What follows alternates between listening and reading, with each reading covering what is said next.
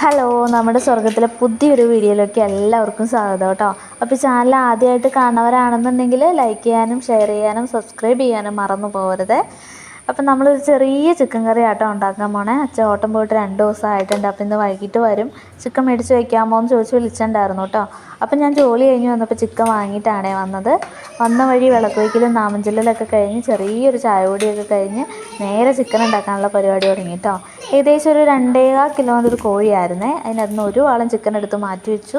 ബാക്കിത്തെ ആട്ടോ നമ്മൾ കറി വയ്ക്കാൻ എടുത്തേക്കണേ. അപ്പോൾ അതിനകത്തേക്കൊന്ന് കഴുകി വാരിയൊക്കെ എടുത്ത് മഞ്ഞൾപ്പൊടിയും മുളക് പൊടിയും ഉപ്പും ചേർത്തിട്ട് ഒരു അരമണിക്കൂർ റെസ്റ്റ് ചെയ്യാൻ വെച്ചിട്ടുണ്ട് കേട്ടോ. അപ്പോൾ അതിലേക്ക് ആവശ്യമായിട്ടുള്ള ഉരുളൻകിഴങ്ങും സവാളയും ഇഞ്ചിയും പച്ചമുളകൊക്കെ നന്നാക്കി എടുക്കണ്ടേ. മാറ്റി വെച്ചേക്കണ ചിക്കൻ ഇനി പിറ്റേ ദിവസം നമ്മളൊന്ന് അപ്പം ഉണ്ടാക്കും അല്ലെങ്കിൽ ഉപ്പുമാവൊക്കെ ഉണ്ടാക്കുമ്പോൾ അതിനൊരു ചെറിയ കറിയായിട്ട് എടുക്കും. പിന്നെ അതിനകത്തുനിന്ന് കുറച്ചെടുത്തിട്ട് നമ്മളൊന്ന് വറുത്തിട്ട് വാവക്കുട്ടനും പൊന്നുകുട്ടിക്കും കൊടുക്കാറുണ്ട് കേട്ടോ. അവർക്ക് ചോറിൻ്റെ കൂടെ ചിക്കൻ വറുത്ത് ചോറ് കൊടുക്കണം ഭയങ്കര ഇഷ്ടമാണ്. എന്നും ചോറ് വാരി കൊടുക്കണതാണെന്നുണ്ടെങ്കിൽ ചിക്കനുള്ള ദിവസങ്ങളിൽ വാരി കൊടുക്കേണ്ട വരില്ല കേട്ടോ. രണ്ടുപേരും വേഗം തന്നെ കഴിച്ചോളൂ കേട്ടോ. നമ്മൾ ചിക്കനിൽ കൂടുതലും ഉരുളൻകിഴങ്ങ് ഇട്ടിട്ടായിരിക്കും കേട്ടോ എപ്പോഴും ഉണ്ടാക്കാറ്. അച്ചയ്ക്കൊക്കെ ഉരുളൻകിഴങ്ങ് ഇട്ടുണ്ടാക്കുന്ന ചിക്കനോട് ഭയങ്കര ഇഷ്ടമാണ് കേട്ടോ.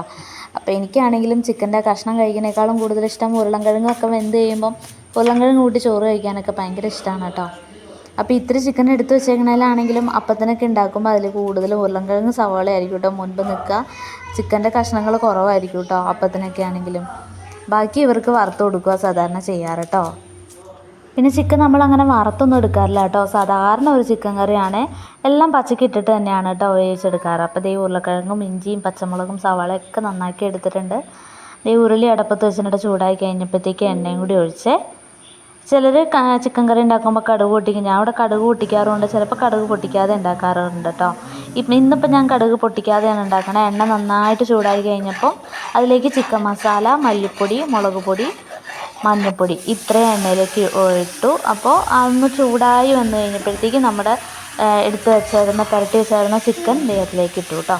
എന്നിട്ടൊന്ന് നന്നായിട്ട് ഇളക്കി അതിലേക്ക് തന്നെ നേരെ ഉരുളക്കിഴങ്ങും സവാളയും ഇഞ്ചിയും പച്ചമുളകും നമ്മൾ അരിഞ്ഞ് വെച്ചതെല്ലാം അതിലേക്ക് ചേർക്കേണ്ടത്. എന്നിട്ട് എല്ലാം കൂടി നന്നായിട്ടൊന്ന് ഇളക്കിയിട്ട് ഒന്ന് മൂടി വെച്ചിട്ട് ഒരു 10-15 മിനിറ്റ് വേവിക്കും കേട്ടോ.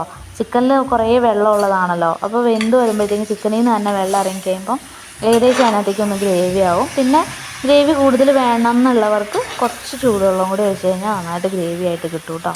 ഇതെല്ലാം കൂടി ഒന്ന് ഒരുമിച്ച് മിക്സ് ചെയ്തിട്ട് നമുക്ക് മൂടി വെച്ചിട്ട് ഒന്നുകൂടി വേവിക്കാം കേട്ടോ. കുറച്ച് വേപ്പിലയും കൂടി ഇടണേ. ചിക്കനിലെല്ലാം പുരട്ടി അടുപ്പത്തേക്ക് മൂടി വെച്ചപ്പോഴത്തേക്കും തന്നെ അച്ഛൻ എത്തി കേട്ടോ. അച്ഛൻ വന്ന വഴി തന്നെ വാവക്കുട്ടൻ അച്ഛനെ പോയി വിളിച്ചിട്ട് വന്നു. അച്ഛയ്ക്കൊരു സർപ്രൈസ് ഉണ്ട്, ഞാൻ കാണിച്ചു തരാമെന്ന് പറഞ്ഞിട്ട് അടുക്കളയിൽ കൊണ്ട് അച്ഛനെ കാണിച്ചു കൊടുത്തു കേട്ടോ.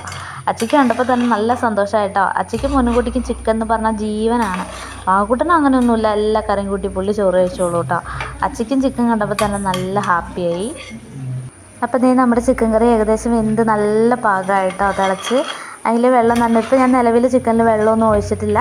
ചിക്കനിൽ തന്നെ വെള്ളമൊക്കെ ഇറങ്ങിയിട്ടുണ്ട് കേട്ടോ. അപ്പോൾ അച്ചയ്ക്ക് ഇത്തിരി ഗ്രേവിയൊക്കെ ഉള്ളതാണ് കൂടുതൽ ഇഷ്ടം. അപ്പോൾ ഞാൻ കുറച്ച് ചൂടുവെള്ളം കൂടി ഒഴിച്ചിട്ട് ഒന്നും കൂടി വേവിക്കാൻ വെച്ചു കേട്ടോ. അപ്പോൾ ദേ ചിക്കൻ കറിയൊക്കെ റെഡി ആയിട്ടുണ്ട്.